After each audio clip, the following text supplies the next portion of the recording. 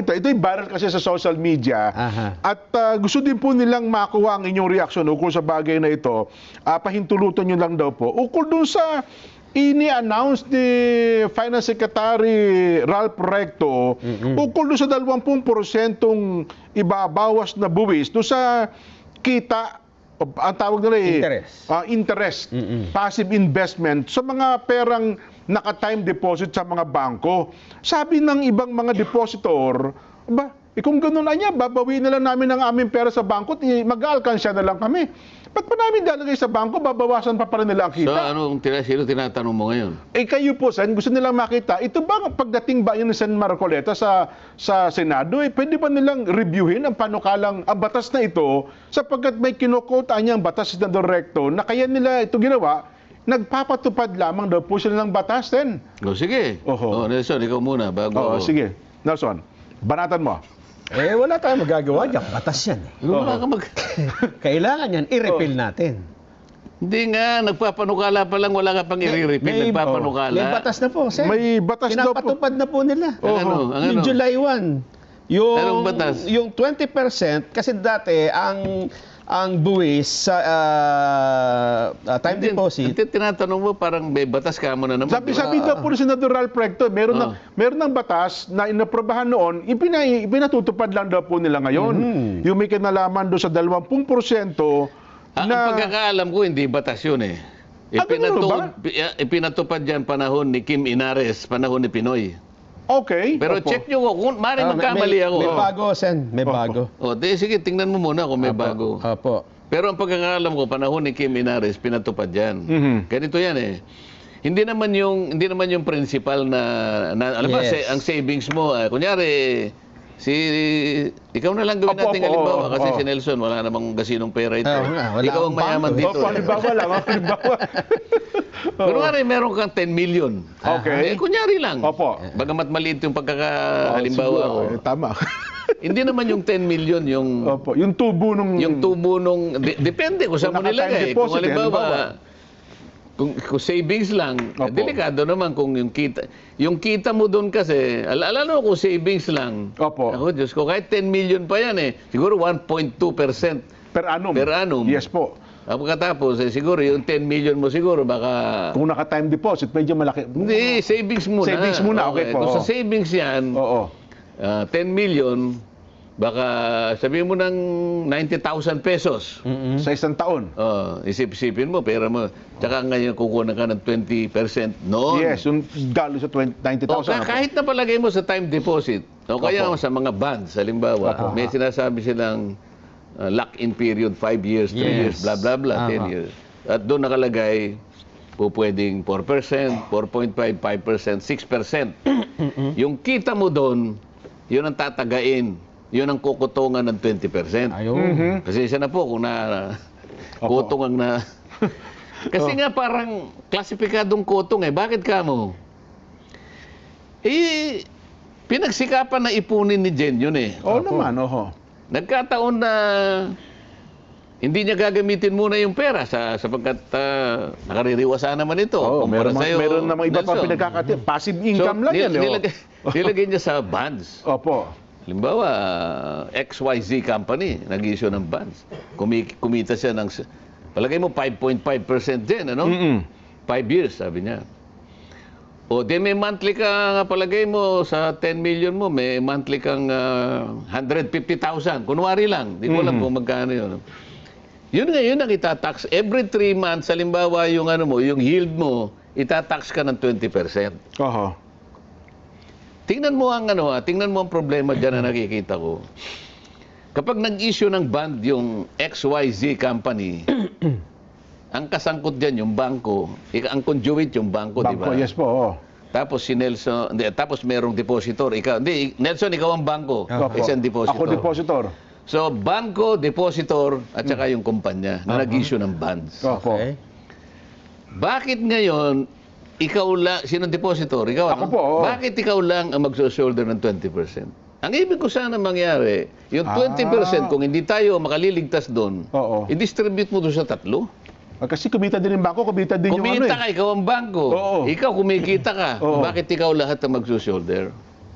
Tama. Oo. Di ba? Kasi, nung ikaw ay puntahan ng bangko, pumirma ka, wala man sinasabi na itatax ka ng 20. Lalo na nung yung panahon na sinasabi ko na si Kim Inares ang tumira niya. Bakit bigla, para kang namimirata eh. Bakit sa'yo ba ito? Pati ba naman? Kasi Senator, meron daw ho kasing batas, July 1 na napirmahan. Ang title ng batas Capital Market Efficiency Promotion Act o CMEPA, Republic Act 12214. Yun daw po yung Capital Market Efficiency Promotion Act, July 1 napirmahan daw po. At ang batas na ito ay magpapataw ng 20% tax sa interest sa lahat ng uri ng passive income mula sa iba't ibang investment sa mga bangko. Kung ikaw ay mangingisda, Opo. si Nelson, merong maliit na fish pond. Opo. Mangingisda ka, ha? Oo. Doon ka ba mangingisda sa fish pond niya? Ay, siyempre, hindi ko po pwede. Binaril ako ni Nelson. Kanya na yun, pumunta ka sa high seas. Oo, sa dagat ako pumunta pumunta. sa dagat. Oo. Doon ka doon ako mangingisda. makipagsapalaran ka. Oo. Salubungin mo yung China at Opo. mga Vietnamese, makipagsapalaran ka in open, in high seas. Yun. Pero kamo, kung ikaw ang BIR, Opo. puro katamaran naman ang ano niya. Gusto niyo makakuha kagad po ang inyong pupuntahan, yung nandun na yung mga isda. Huwag naman Nandun na, ganon. yun na nga po eh. Bakit sa tabi, capital market? Capital Market Efficiency Promotions Ang Act. layo naman sa pangalan lang. Oo. Capital ang pinag-uusapan, pero ang tinatarget mo yung kita, yung passive income eh. Oo. Di ba? Bakit hindi passive income? Ha? Passive income Tax, a tax system. Halimbawa, Ako nga nung... ako, initially, yun ang masasabi ko dyan. Ayun. Pero dapat siguro ma-review ito sa pagpasok ng Kasi ang worry ng mga depositor ngayon, ay baka magkaroon ho ito ng... Worry ng bangko. Yung sa Baka bangko. magalis. Kasi nakakahihina po ang banking system natin ito, Sen. Di ba? Baka magpahina po ito. Bakit hindi lumaban yung mga bangko? Kasi yung market nila ang delikado rito. Imbes na marami yung papasok sa, let's say, maski na treasury bills lang halimbawa. Opo. O kaya bonds. Ang dami yan eh. Marami. May debenture, may bla bla bla. Okay. Itatax mo naman pala. Kaya yung halimbawa, yung rate niya, halimbawa 4.5%, hindi na yun ang net eh. Sasabihin nila, 5.5 net, 4%. Hindi na yun ang net kasi alisin mo yung 20% eh. So sasabihin nung mag-invest, dadaling ko na lang sa Singapore. Wala naman ganun sa Singapore. Mas maganda pa nga po doon, pag nagkataon. So makikinabang ngayon yung ibang bansa. Lalo na kung malaki yung pera. Kasi nga kung ganyan ang gawin, ito ang pinakatamad na gawain ng pagre-raise ng yung pondo. Ang dalindakpin na nandun na sa palaisdaan ni Nelson eh. Hindi na ako maghihibat. Pupunta pa ako sa Scarborough Shoal. Makikipag-away pa ako sa mga kung sinong kalabang ko doon. Samantalang yung fish pond, punong-puno ng tilapia yan. Sasalukin ko na lang. Katamaran yun. Ano ba ito? Ipare-review siguro ito, Sen. Kasi alam niyo naman. Marami ding mga netizens ang nagrereklamo. Nagrereklamo eh. Opo. Dapat siguro, Sen, ako na magrekomenda sa inyo. Baka pwedeng ipa-review niyo po itong batas na ito, si MEPA Law. Gawin natin sinipa na ito. Ako nga rekomendasyon ko ito, di ba nung Friday, Nelson?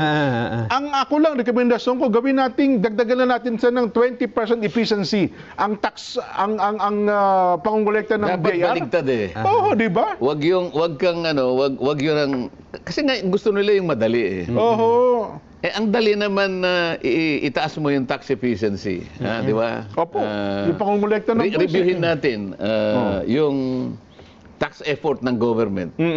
Yan naman, may ratio yan eh. Let's say 15% ng GDP. Opo. Mapatunayan mo halimbawa, boss, ang Pilipinas on par. Tingnan mo ang Vietnam. Vietnam 14.9% lang. Yung kanyang efficiency effort sa collection. Tingnan mo kanyang Cambodia. Di ba? 12% lang. Pero pag sinabi mo, tingnan mo kanya yung Laos Republic. Ba't yan ang ginagamit nung ay puro corrupt din yan eh. Ang gamitin mo yung Singapore, halimbawa. Yan, Hindi ko naman sinasabing walang corruption sa Singapore. Yun siguro yung template. Ano? Singapore, 28% ng GDP. Boss, 25 ka lang, okay na kami. Kasi kesa sa may tataas mo. Yan. Sa panahon ito pa naman, pinapaalis ko yung VAT. Opo, ba't sa kuryente? Ba't sa sale ng kuryente? Yung sa petrolyo. Sasabihin sa akin ni... Secretary Recto. Sasabihin sa akin ni Miss Vilma Santos. Nako, oo. Senator, huwag mo namang mahirapan naman ang asawa ko dyan. Hirap na nga siyang makapagpundar ng ating buwis. Paghanap naman pagkakakitaan. Pagkatapos, tatanggalin mo pa yung VAT. Mahirapan na naman siya dyan. Hindi na nga nakakauwi ng mga ilang gabi yan dahil sa di ba? Tapos aalisin mo na naman yan. Sasagot ko lang naman, ma'am, pasensya ka na kasi kung babasahin po ninyo yung original po na kahit na po yung hindi yung pong batas ng kuryente, yung EPIRA kung sabi. Opo. Wala naman pong bat diyan eh. Sapagkat yun consistent siya do sa gustong mangyari nung layunin ng batas na ang kuryente ay maging mura. Ayun, opo. Di ba? Abot kaya. Ang nakalagay abot kaya. Wala, hindi lang ang Tagalog. Sinabi niya kasi affordable. Pero pag tin-translate mo yon sa Pilipino, abot kaya. Ayun, Hindi abot langit, di ba? Abot kaya. Okay. Nilagyan mo ng bat. Kaya tumaas. Hindi po yung consistent sa batas. Paano ngayon yan? Pakisabi niyo po kay Secretary Recto na umisip po siya ng ibang paraan. Baka naman meron. Marami pa. Kung kinakailangan pong pumunta sa bundok para i-tax lahat ang mga punong kahoy, okay lang po sa akin. Bahala na po. Pero wag po ninyong dito kukunin. Tama. Kasi ang dali kasi, kung ano yung madali, yun ang Kasi takip na takip nila kagad eh. Totoo. Wala nang... Naandyan eh. Ayaw ba nyo magbaka sakali? Kasi kung sa gubat, may kalabang, may ahas dyan. May makang tsaka mabilis yung dyan. Hindi mo basta mahuhuli yan eh. Pupunta siya sa palaisdaan ni Nelson. Nako, yung mga bagos sa tilapia, isasalukin mo lang na gano'n eh. Walang ka-effort eh. Nako. Kaya nga ako, sabi ko, yung tax effort, taasin lang na 20 to 30% lang, Sen. Yung ating pati collection sa custom. Baka sumobra pa kita na. Isipin mo, 10% lang na itaas mo dyan? Ayun, sabi ko nga sa inyo. Itaas mo lang. Kaso yung corruption. Ibaba po nyo yung corruption. Yan. O kaya alisin na po yung corruption. Maniwala ka sa akin.